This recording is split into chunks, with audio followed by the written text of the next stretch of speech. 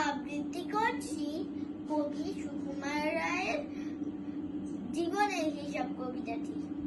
বৃদ্ধে বুঝাই বাবু মশাই চড়ি শখের বুকে, মাঝিরে কোন বলতে পারিস সর্দি কেন উঠে, চারটা কেন বাড়ে কমে, জোয়ার কেন আসে।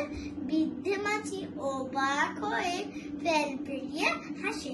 বাবু বলেন, সারা জনম মল্লিরে তুই খাটি, জ্ঞানটি না তোর জীবনটা যে চারিয়া নাই মাটি। খানিক বাদে কহিন বাবু, বলতো দেখি ভেবে, নদীর ধারা কেমনে আসে পাহাড় হতে নেবে, বলতো কেন লবণ পোড়া সাগর ভরা পানি।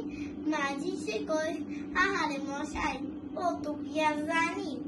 বাবু বলেন, এই বয়সে জানিস নিও তাকি, জীবনটা তোর নেহাত খেলো অষ্ট আনায় ফাঁকি। আবার ভেবে কহেন বাবু, বলতো রে পুরো কেন এমন নীল দেখা যায় আকাশের ওই চুরু, বলতো দেখি সূর্য ও চাঁদে গ্রহণ লাগে কেন। বৃদ্ধ বলে, আমায় কেন লজ্জা দিছেন হেন। বাবু বলেন, বলবো কি আর, বলবো তোরে গীতা, দেখছি এখন জীবনটা যে 12 আনায় পিঠা। খানে কোপাতে ঝড় উঠেছে, ঢেউ উঠেছে ফুলেই, বাবু দেখে নৌকা খানি ডুবলো বুঝি দিলে।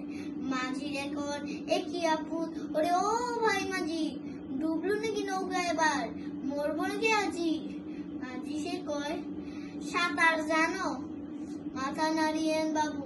মূর্খ মাঝি বলেন, মশাই এখন কেন কাবু, বাঁচলে শেষ আমার কথা, হিসেব করো পিছে, তোমার দেখি জীবন খানা 16 আনায় নিচে।